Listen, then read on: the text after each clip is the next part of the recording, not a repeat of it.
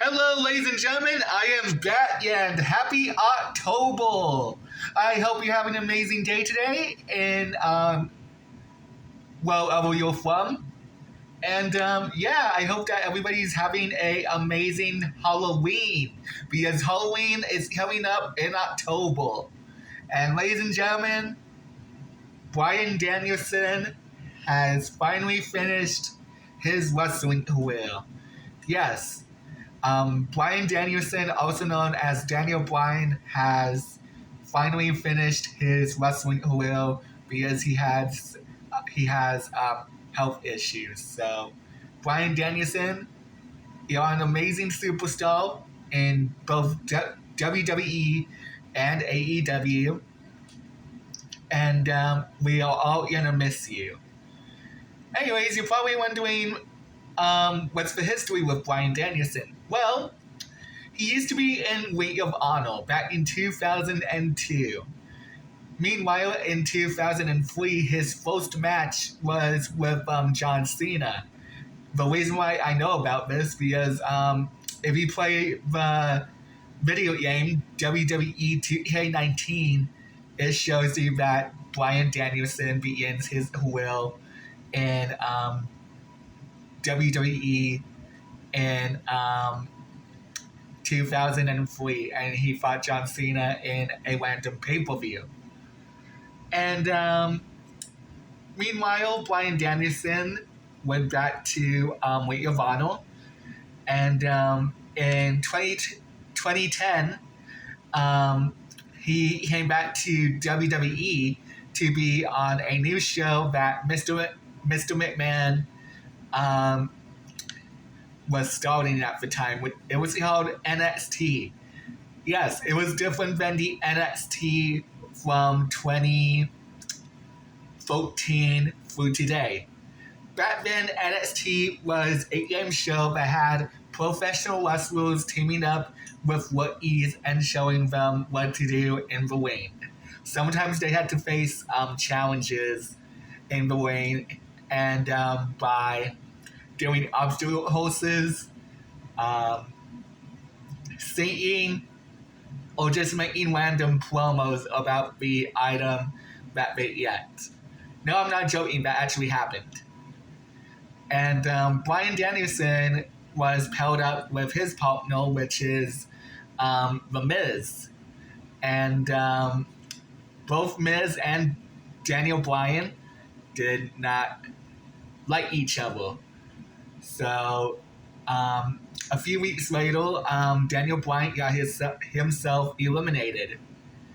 Then during SummerSlam, like 3 to 4 months later, he came back and he joined John Cena's team with WWE superstars because they were fighting a tag team which was called the Nexus, which is formed by the rookies from NXT such as Wade Barrett, Heath Slater, Justin Gabriel, Titus O'Neil, Darren Young, David Otunga, and Skip Sheffield, also known as Ryback. And John Cena joined himself with John Cena, Edge, R-Truth, John Morrison, and two other guys that you can't think on the top of my head. I believe it was the late Ali and Evan Bourne. Then The Miz came out, told John Cena that he would join his team, but he said no. So Daniel Bryan appears to be in John Cena's team.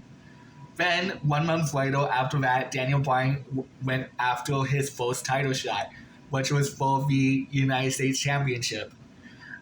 He won that title against The Miz at Night of Champions.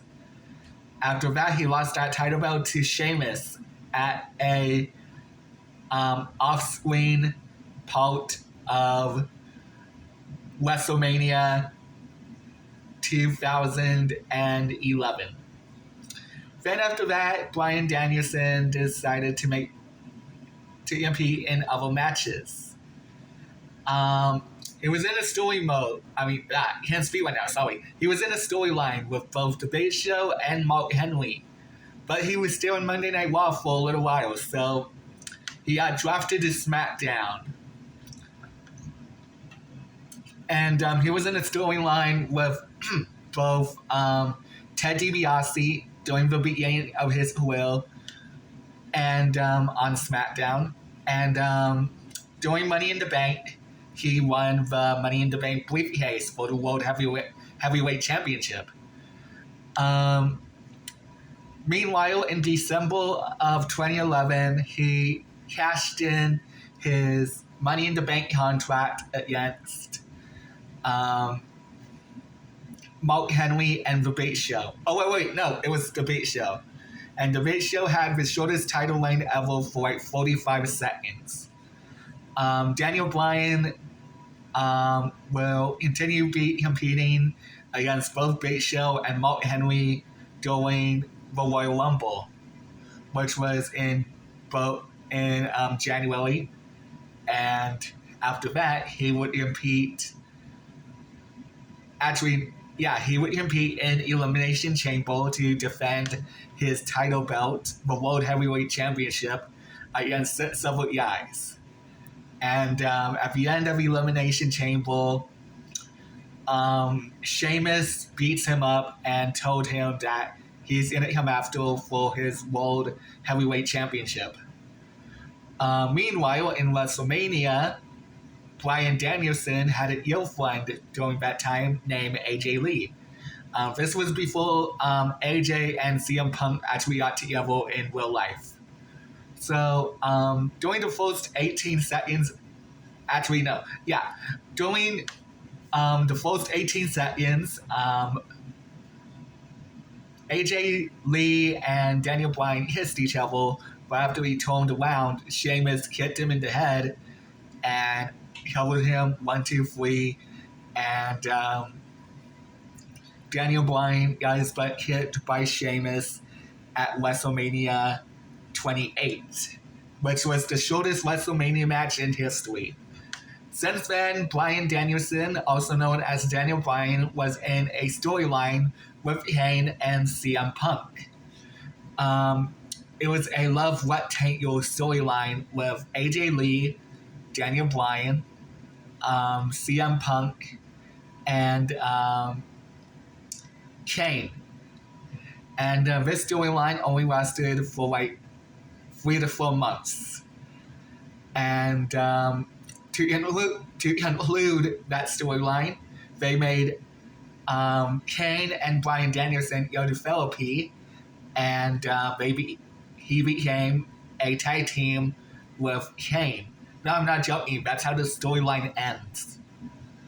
And during that time, from the end of 2012 at the beginning of 2013, both Kane and Daniel Bryan have won the tag team championships, and they lost it to The Shield, which was Roman Reigns and Seth Rollins. This was during the time that Seth Rollins was making a name for himself, because the first title belt he won was the NXT Championship. But that's a different story for another day. So yeah, after that storyline of Kane and Daniel Bryan teaming up, Daniel Bryan will get an opportunity to face the WWE champion, which was Randy Orton, in 2014. Because during that time, John Cena was looking for a new challenger for his WWE championship. So he chose Daniel Bryan. No, I'm not joking. It wasn't a number one contender match. John Cena just randomly chose who would he compete in SummerSlam.